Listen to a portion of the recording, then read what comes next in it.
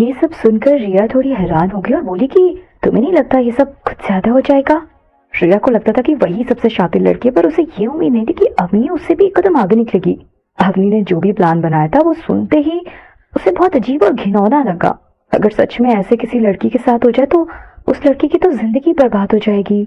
पर अवनी का ये प्लान, जिसे सुनकर किसी की भी रूह कांप जाए, उसने बड़ी ही आसानी से सबको सुना दिया जैसे कोई बहुत मामूली बात हो। अवनी कुछ देर रुकी और फिर बोली कि मैं सोच रही थी कि क्योंकि तुम मुझसे इतनी नफरत करती हो, उसके लिए सबसे खतरनाक सजा यही हो सकती है। अगर तुम्हें उस पर दया करनी है तो मुझे बता दो। वैसे भी मैं पहले ही अक्षय को डेट कर चुकी हूँ और उसका मेरे पास वापस आने का कोई सवाल नहीं होता, क्योंकि वो पुरानी गर्लफ्रेंड्स के पास वापस नहीं चाहता। चाहे मैं कुछ भी कर लूं पर वो वापस नहीं आएगा। पर तुम्हारी बात अलग है, अगर नव्या ना हो तो तुम अक्षय का प्यार पा सकती हो। अवनी जानती थी कि रिया के लिए सबसे जरूरी क्या है, इसलिए उसने जानबूझकर वही बात कही। हाँ बिल्कुल, अवनी की बात सुनकर रिया ने कहा। मैं उस पर दया क्यों करूंगी? अवनी ने रिया की तरफ देखा और जानबूझकर कहा, मुझे लगा था तुम्हें ये सब करने में डर लगेगा और तुम अक्षय को नाराज नहीं करना चाहोगी। वैसे भी ये तरीका काफी खतरनाक है और अगर अक्षय को पता चल गया कि ये सब तुमने किया है तो वो तुमसे कभी प्यार नहीं करेगा। इससे पहले कि रिया इस बारे में सोच पाती, अवनी ने तुरंत कहा, पर ये भी सोचो कि अगर तुमने नव्या को बिल्कुल सजा नहीं दी तो क्या तुम उसे बदला ले पाओगी? तुम्हारी नफरत कभी खत्म हो पाएगी? पर अगर अक्षय को उस नव्या पर तरस आ गया और उसके और करीब हो गया तो जो हम चाहते हैं सब उल्टा हो जाएगा। तुम क्या यहाँ बैठकर नव्या को वहां उस अक्षय के साथ देखना चाहती हो? और तुम्हें कॉलेज से एक्सपेल कर दिया गया, ये सबसे तुम्हें बिल्कुल फर्क नहीं पड़ता क्या? क्या तुम नहीं चाहती कि तुम अक्षय के करीब जाओ?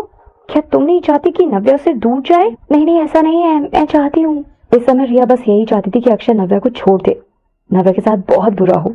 जिस तरह रिया का दिल टूटा, नव्या का भी दिल टूटे, वो भी रिया की तरह अक्षय के लिए रोए। पहले रिया को समझ नहीं आ रहा था कि उसे क्या करना चाहिए, पर अवनी की बात सुनकर उसे लगा कि अवनी बोल रही है वही ठीक है। तो फिर अब हमें क्या करना चाहिए? रिया ने अवनी से पूछा। ये देखकर रिया अवनी की बात मान गई। अवनी मन ही मन खुश हो गई। मैं ऐसे कुछ लोगों को जानती हूँ जो ये सब काम करते हैं। उन लोगों को हायर करने के लिए हमें पैसों की जरूरत होगी और मेरे पास पैसे नहीं है। ये बात सुनकर रिया का चेहरा उतर गया। बस पैसे की बात है? मेरे पास पैसे हैं, मैं तुम्हें पैसे दे दूंगी और काम पूरा करवाना तुम्हारी जिम्मेदारी। पर मन ही मन रिया अवनी के बारे में और बुरा सोचने लगी। उसे लगा कि एक रखेल की औलाद ऐसी ही तो होती होगी, इसलिए उसने जानबूझकर अवनी के कनेक्शंस के बारे में जानने की कोशिश नहीं की।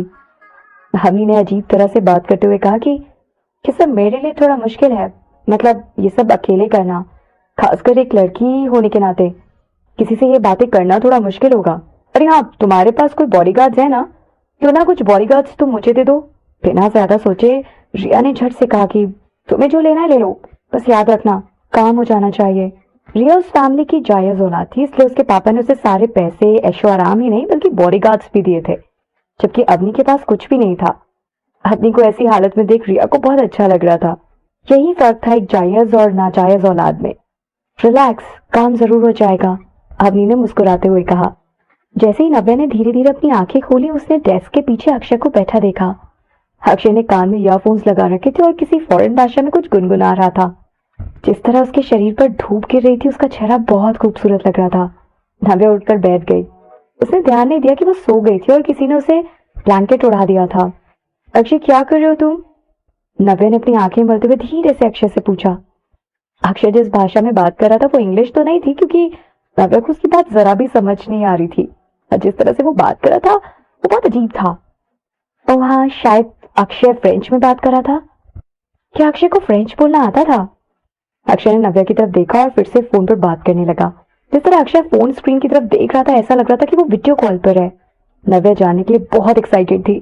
धीरे से वो सोफे से उठी और नंगे पांव आगे बढ़ी। नव्या को शूज पहनने का भी ध्यान नहीं रहा।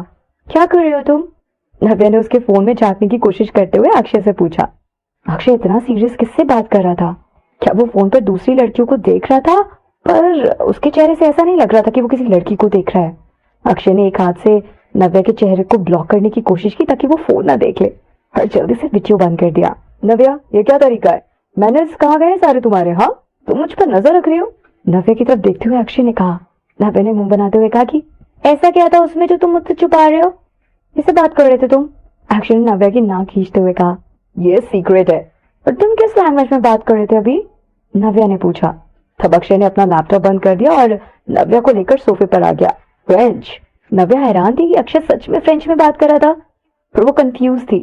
उसने अक्षय से पूछा, पर तुमने फ्रेंच कब सीखी और मुझे इस बारे में क्यों नहीं पता? ऐसी बहुत सारी बातें हैं जो तुम्हें नहीं पता और तुम नहीं जानती। तुम्हें क्या लगता है तुम मेरे बारे में कितना जानती हो? अक्षय ने हंसते हुए कहा। जब से नव्या अमेरिका गई थी दोनों के बीच बातचीत काफी कम हो गई थी। इस दौरान दोनों बड़े भी हो रहे थे, पर दोनों का एक दूसरे की जिंदगी में इन्वॉल्वमेंट और इंटरफेरेंस भी काफी कम था।